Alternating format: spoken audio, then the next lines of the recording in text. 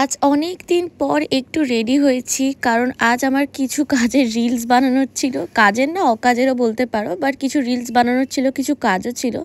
যার জন্য ভাবলাম ফুলমার এই শাড়িটা আমি আগের বছর না কিনেছিলাম সরস্বতী পুজোয়। তো এই শাড়িটা আমি পরে ভাবলাম রিলসটা বানানো যাক। আর এই ব্লাউজটা প্রচুর পুরনো, ক্লাস 11-এর ব্লাউজ আমার, কিন্তু আমি না বেড়েছি না কমেছি, ঠিক একই রকম আছে, যার জন্য এখনও হয়। আর এই দেখো আমি খুব সাটেল মেকআপ করেছি উইদাউট ফাউন্ডেশন, শুধু ব্লাশ আর হালকা করে লিপ বাম লাগিয়েছি, কারণ ঠোঁটের অবস্থা এখনও পুরোপুরি ঠিক হয়নি, যেহেতু আমি ওই জায়গাটা লিপ বাম ইউজ করতে পারবো না। সকাল 7টার সময় ঘুম থেকে উঠেছিলাম, উঠে যখন ঘরে গেছি, ঠাকুর ঘরে গিয়ে দেখি তখন পুজো স্টার্ট হয়ে গেছে অনেক সকালবেলা। আর আমার বোনু এখানে বসে বসে মায়েদেরকে হেল্প করছিল।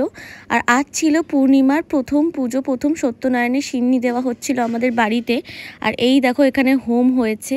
তো সব কিছু মিলিয়ে সকালটার ঘুমটা বেশ ভালোভাবেই ভেঙেছিল, প্রথম অনেক দিন পর।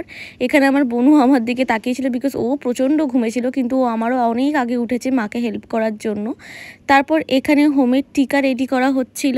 আর এই দেখো তোমাদের ঠাকুরের ভালো করে দর্শন করিয়ে দিলাম। ঠাকুর যেন সবাইকে ভালো রাখে, সবাইকে সুস্থ রাখে, সবার মনস্কামনা পূর্ণ করে। আর এই দেখো আমার বোন এখানে টিকা পরাতে গিয়ে আমাকে একটা তিলক পরিয়ে দিয়েছে বড় সড়ো, আর আমি যার জন্য রেগে গেছিলাম। আর আমাদের বাড়ির চন্দ্রমিতনা না অনেক অন্যরকম খেতে হয়, মানে ভীষণ ভালো খেতে হয়। আই উইশ আমি তোমাদের কোনোদিন খাওয়াতে পারতাম, আর যদি পসিবল আমি তোমাদের অবশ্যই খাওয়াবো। তারপর একটু সিন্নিও খেয়ে নিয়েছিলাম প্রসাদ হিসাবে। আর আজকে আমি কোনো ফল টল কিছু খাইনি, কারণ তারপরে লাঞ্চের টাইম হয়ে গেছিলো। আর তার আগে আমার ছিল কয়েকটা রিল শ্যুট করার, কিছু প্রমোশনের কাজ। আর এই দেখো আমি এখানে রেডি হয়ে গেছি, খুব সিম্পলি সেজেছিলাম। ওই যে বললাম এখন ঠোঁটের প্রবলেমের জন্য আমি ফাউন্ডেশন বা ওই জায়গাটাতে লিপ বামও ইউজ করছি না।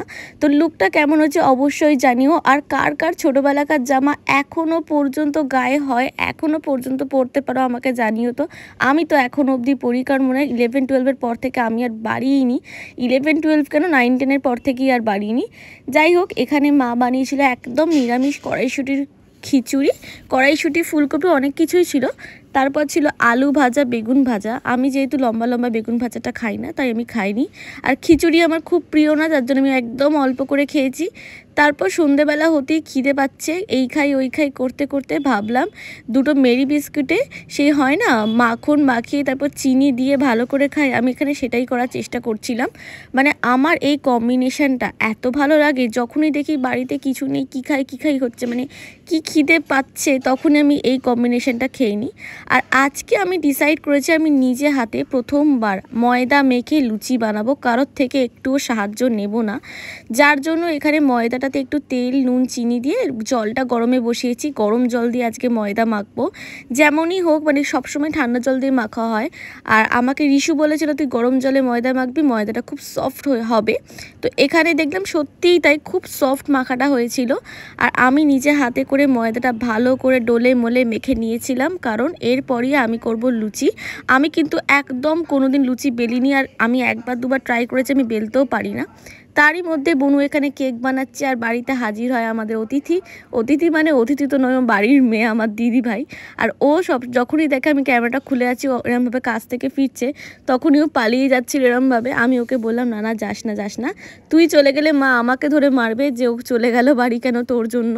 তাই জন্য ও এখানে অনেক রাগারাগি করছিল, বাট ঠিক আছে, ও একটু মজা টজা করে। তারপর বনুর থেকে আমরা কেকের ছাট নিলাম, আর বনুর এই কেকের জিনিসগুলো আমাদের খেতে খুবই ভালো লাগে দুজনে। আর ওর জন্যই ওয়েট করছিলাম যে ও কখন আসবে। তারপরে শুরু হয় আমার যুদ্ধ, মানে লুচি বানানোর যুদ্ধ। আর আজকে বনু আর আমি ডিসাইড করেছিলাম যে আমরা দুজন আজকে ফুচকা লুচি খাবো, মানে পুচকু ছোটো ছোটো লুচি খাবো, যেগুলো আগে মা বানিয়ে দিত, কিন্তু এখন ধৈর্যের অভাবে মাও আর বানাতে পারে না। তো আমরা ভাবলাম ঠিক আছে, একটু নস্টালজিক ফিল করা যাক, আমরাই আজকে, মানে আমিই আজকে বানিয়ে ছোটো ছোটো লুচি খাবো তোকে। তো এখানে আমি খুব, মানে একদম দেখতে পাচ্ছ কতটা স্লোভাবে বেলছি, যাতে ফার্স্ট লুচিটা ভালো হয় না। ঠিক আছে, তারপরে লুচিগুলো ভালোই হয়েছিল, মোটামুটি ট্যাড়া ব্যাকা তো হয়েছিল ফর শিওর। তারপর তেলটা এখানে গরমে বসিয়ে দিই, আর সমস্ত কিছু বেলে আমি একবারে নিয়ে চলে এসেছি, কারণ আমি বেলতে বেলতে লুচি করতে পারি, অতটাও প্রো আমি হইনি এখনও। এখানে তেল সম্পূর্ণ গরম হয়ে যেতে আমি লুচিটাকে ছেড়ে দিয়েছিলাম প্রপারলি, কিন্তু তারপর দেখি তেল প্রপারলি গরমই হয়নি। মানে আমি বুঝতেও পারি না, তখন না ফুলমার মা অলরেডি শুয়ে পড়েছে, আমি আর আমার বোনই জেগেছিলাম, আর আমি এখানে লুচি বানাচ্ছিলাম। আমি তো জানিও না তেল গরম হয়েছে কি প্রপারলি হয়নি। কিন্তু প্রথম লুচিটা আমার ফ্লপ হয়ে যায়, প্রথম লুচিটা আমার ভালো করে ফলিনি, যার জন্য মনটা আমার একটু খারাপ হয়ে গেছিলো। কিন্তু এর পরের ট্রাইতে আমি তোমাদের দেখাচ্ছি কিরম হয়েছে। এটা হচ্ছে নেক্সট লুচিটা, যেটা আমি কড়াইতে দিয়ে দিয়েছি, আর দেওয়ার সাথে সাথেই এটা বেশ সুন্দর করে ফুলে যায়। তো আমার মুডটা তো একদম মানে হ্যাপি হ্যাপি হয়ে যায় যে না, তোমাদেরকে আমি দেখাতে পেরেছি আমি ফুলকো ফুলকো লুচি বানাতে পেরেছি। তো হয় না, লুচি ফুললে একটা আলাদাই আনন্দ লাগে। আমি তো কখনো বানাইনি, যার জন্য আমার একটু বেশি আনন্দ হচ্ছিল। এটা তো আমি ডেকে ডেকে দিশাকেও দেখাচ্ছিলাম, পারলে মাকে ঘুম থেকে তুলে এনে দেখাতাম যে দেখো মা, আমি ফুলকো ফুলকো লুচি বানিয়েছি। তবে মাকে তো আমি অবশ্যই দেখাবো ফর শিওর। এরপর থেকে লুচিগুলো ঠিকঠাকই হয়েছিল। আমি জানি তোমাদের মধ্যে অনেকেই আছো যারা খুব ভালো লুচি বানাতে পারো বা রান্না বান্না করতে পারো, বাট আমি তো একদম ঢ্যাঁড়ো সেসব ব্যাপারে, সেই জন্য আমি তোমাদের সাথে শেয়ার করছি। মাসিমণি আলুর দম পাঠিয়েছিল, সেই আলুর দম দিয়ে খাবো বলেই লুচিগুলো বানিয়েছিলাম। আর দেখো লুচিগুলো কত সুন্দর আর নরম হয়েছিল, আমার তো খেতে বেশ টেস্টি লেগেছে। আজকের ভিডিওটা কেমন লাগলো অবশ্যই জানিও। দেখা হচ্ছে পরের ব্লগে। Tata bye.